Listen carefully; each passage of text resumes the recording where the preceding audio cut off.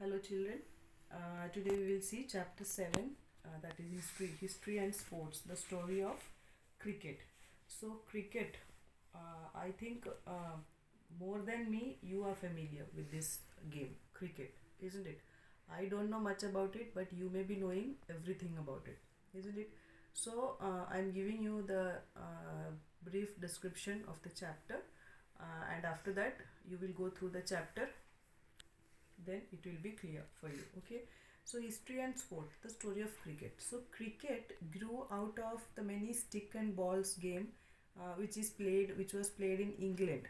Okay, by the 17th century it evolved enough to be recognizable as a distinct game, isn't it?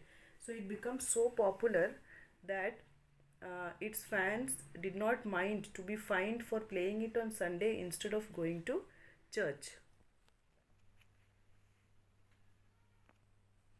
Historical development of cricket as a game in India. So cricket was given its unique nature by the history of England. Okay, that is, a match can go on for 5 days and it still end in a draw. And length of the pitch is specified as 22 yards, but the size or shape of the ground is not.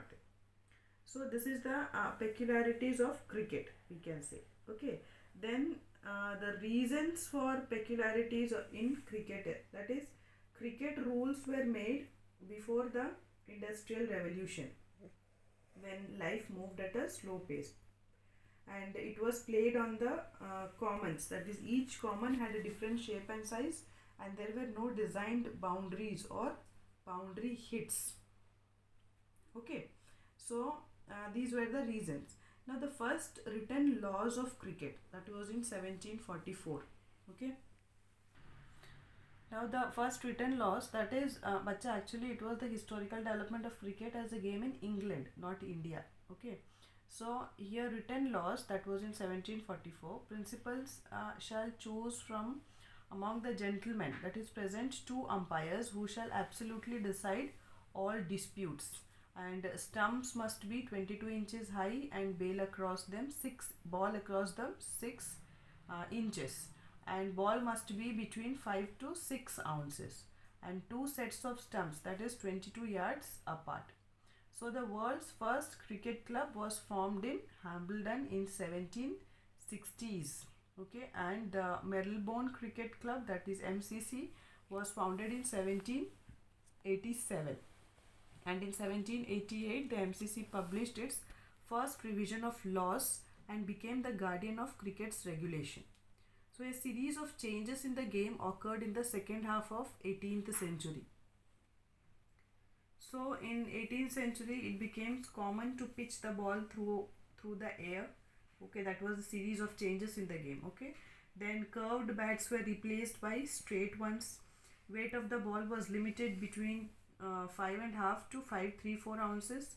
Then width of the bat was limited to 4 inches, and a third stump became common.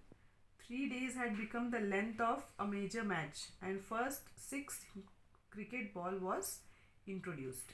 So cricket as a game changed and matured during the early phase of industrial revolution, but remained true to its origin in rural England.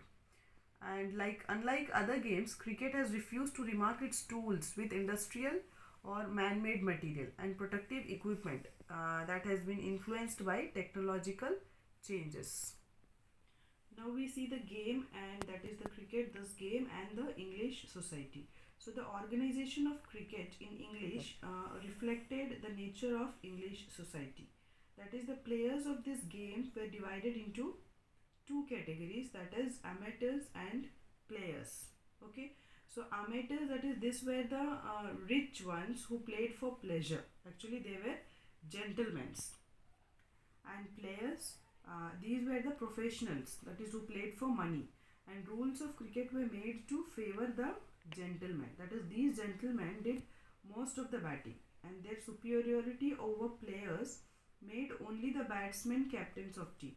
So it was said that the Battle of Waterloo was won on the playing field of Eton. Now the spread of cricket, that is, cricket remained a colonial game. Okay, it was its colonial oddness that made it difficult to be accepted by other people, and it it was played in the colonies by the white settlers or the local it is who wanted to copy their white masters.